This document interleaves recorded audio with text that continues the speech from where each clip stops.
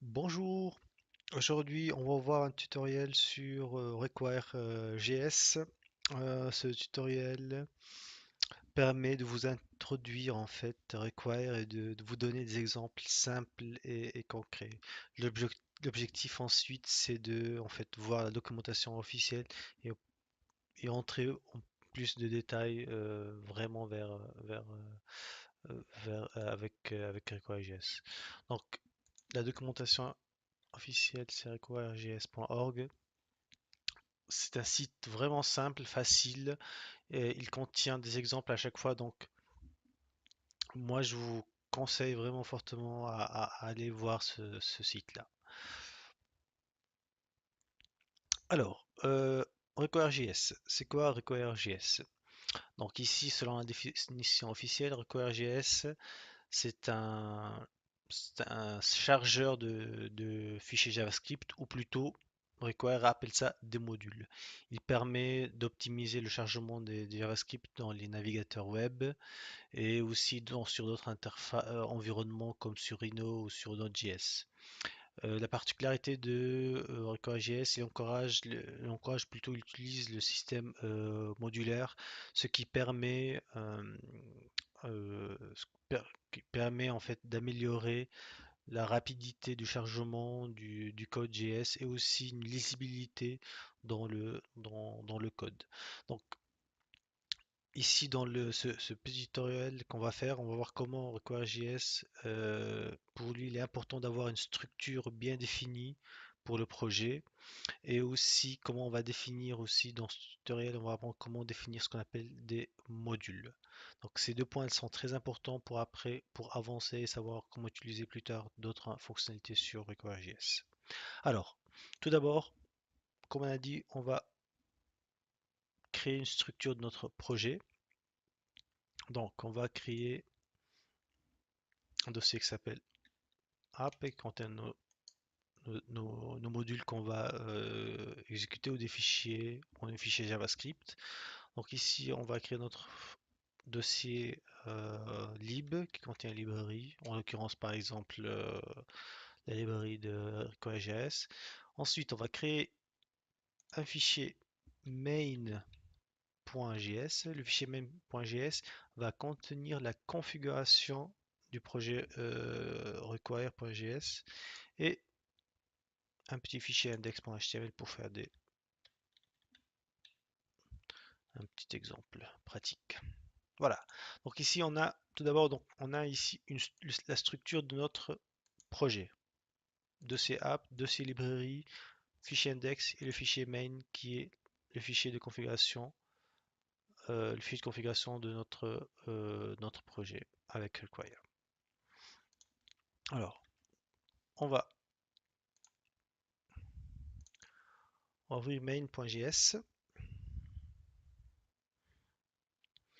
Alors dans le fichier main.js, on va commencer à écrire comment on configure notre projet avec require.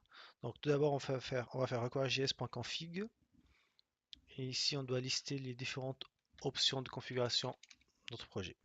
Tout d'abord on a ce qu'on appelle base URL. Base URL c'est le dossier racine, c'est là depuis lequel on va appeler le chemin, depuis ce chemin on va appeler tout le module. C'est relative à ce dossier-là, à ce chemin-là, base URL. Donc ici, notre base URL va contenir le dossier app. Ensuite, on peut ajouter une autre option, c'est path. Paths. Alors paths contient en fait les, les autres modules qu'on peut appeler en plus des dossiers, des modules qui se trouvent dans app. Ici, par exemple, on va appeler le module main qu'on est en train d'utiliser. Ce module main, il est relatif, le chemin de ce module main, son chemin il est relatif au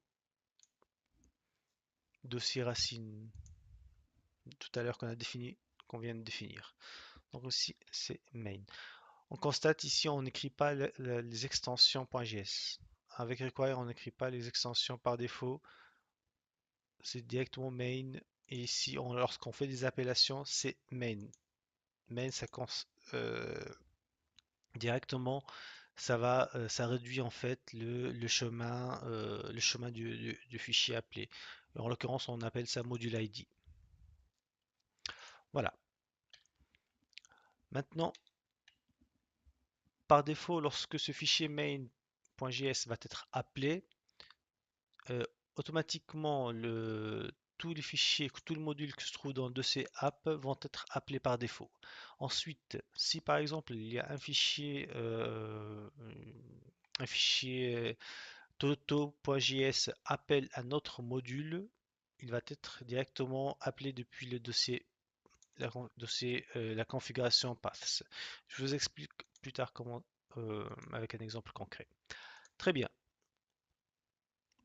on a créé notre fichier config. Bien, on va passer maintenant à l'index. On va créer un simple fichier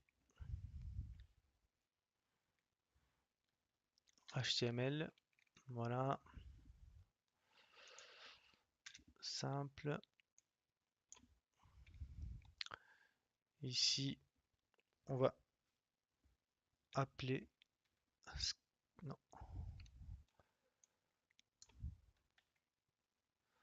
appeler un script. Donc ici, l'objectif maintenant, c'est dorénavant, on ne fait plus d'inclusion de différents fichiers JavaScript. C'est grâce à cette inclusion unique, on va appeler de manière intelligente les autres fichiers JavaScript ou les autres modules. Donc ici, la source, ça va être la librairie JavaScript. Donc on va le mettre dans lib require.js. On va la télécharger depuis ici. Librairie save. Voilà. Très bien. Donc ici, on a appelé la librairie. Ce qui est nouveau ici, c'est un nouveau attribut qui s'appelle datamain. Datamain va tout simplement appeler le fichier config de require.js.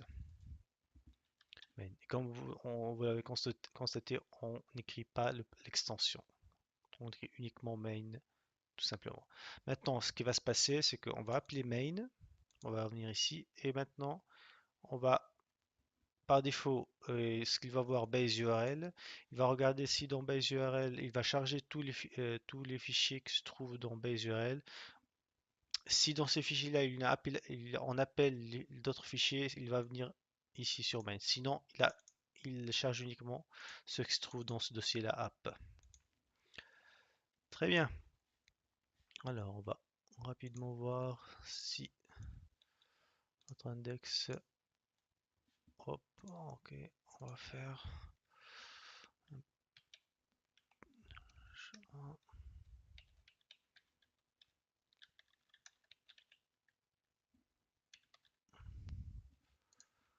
Est-ce que ça a l'air de marcher? Très bien, ça a l'air de fonctionner. Bien, on a créé notre fichier config. Ensuite, tout d'abord, plutôt, on a créé la structure de notre projet. Ensuite, on a créé un fichier config. Ensuite, puis, on a créé maintenant un fichier index depuis lequel on a appelé le fichier config.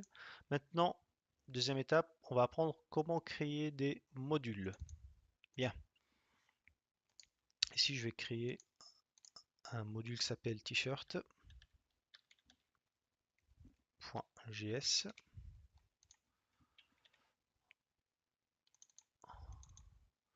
Donc, dans ce t-shirt.js, on va faire quelque chose de très simple. Donc, comment tout simplement créer un module, c'est on va faire define, ensuite fonction, oups,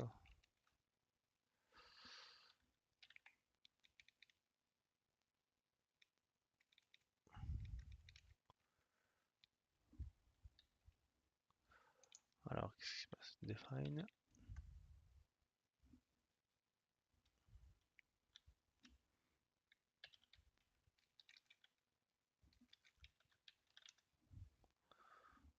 fonction anonyme.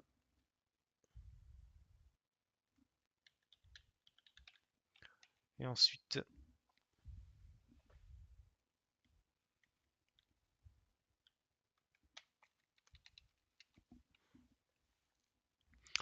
on va faire quelque chose de simple. Return. Donc là, on peut directement en fait return. Alors couleur red. Les tailles M. Bien. Je pense ici. On est bon. Excellent. Maintenant, on va essayer. Donc ça, c'est tout simplement. Donc là, on a créé un simple module en fait, hein, donc avec une fonction anonyme. Et ce qu'il fait tout simplement, il retourne les valeurs de couleur et red, un simple tableau.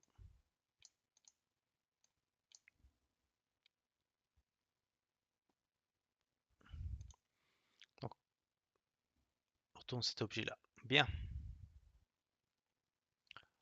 Maintenant, on va créer un nouveau module qui va nous permettre d'afficher ces informations-là.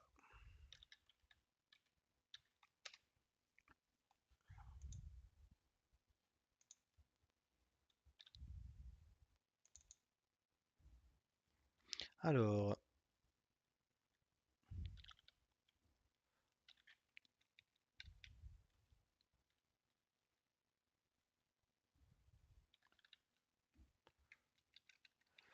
non, tout d'abord, comme on a dit, pardon, define.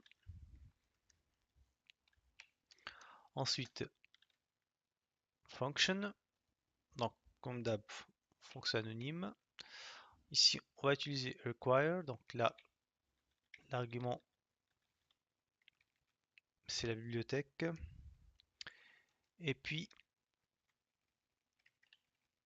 ce qu'on va faire, c'est que on va appeler le module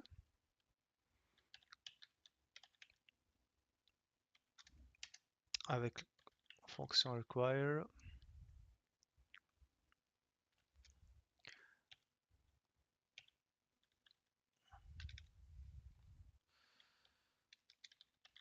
T-shirt, tout simplement.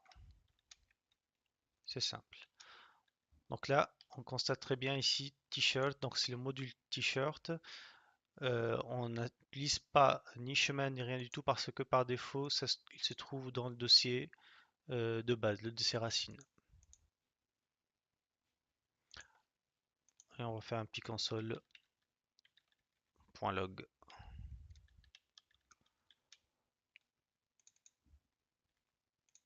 Tac, tac, tac. Très bien. Maintenant, dans main.js, pour exécuter ce fichier, il faut faire require.js. Ensuite, display. Exécuter le fichier.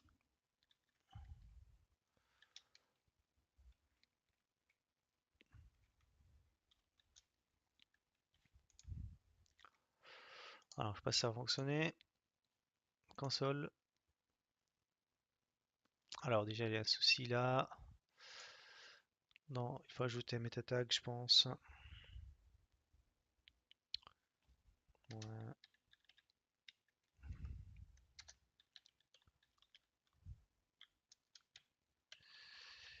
F8, j'espère qu'il va accepter ça. Alors, déjà quelque chose. Ok, main.js, il manque.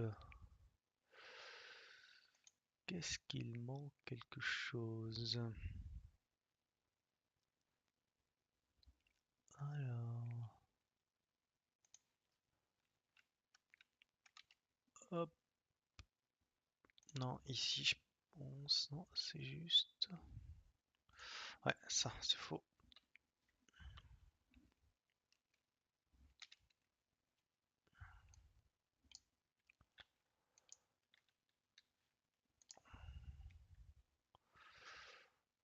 excellent. Donc vous voyez ici, donc là, on a pu lire le module t-shirt depuis une appellation d'un autre module avec require. Donc c'est simple.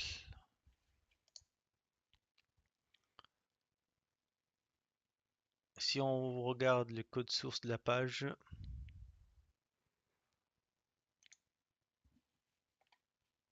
on a un simple, un seul, fichier, fichier JS qui a été chargé. Mais en réalité, si on regarde network, on va faire un reload. Attendez.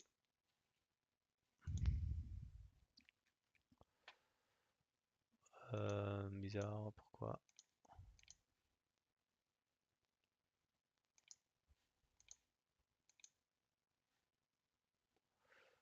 Euh, Pourquoi il ne veut pas?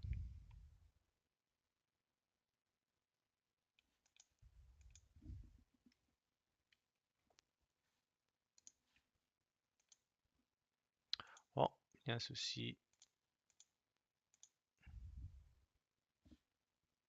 Il n'a pas voulu. Bon, tant pis. Donc normalement, directement, en fait, avant, on pouvait voir 4-5 fichiers qui se chargent. Maintenant, on ne voit plus. En plus de ça, on peut faire après minifier les fichiers JS. Donc, récapitulons. Tout d'abord, require.js, vous devez créer une structure claire et nette. Donc là, on a une structure claire.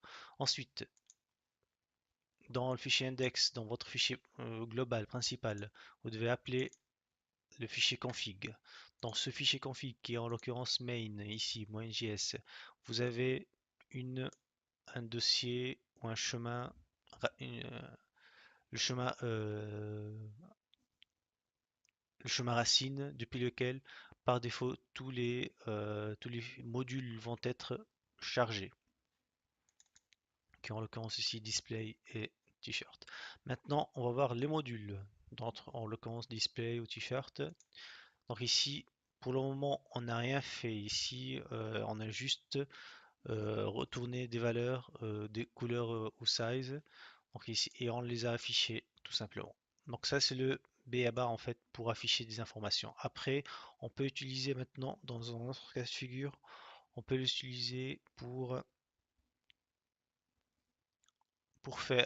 utiliser des dépendances. On va voir ça dans la prochaine vidéo. Merci beaucoup. Au revoir.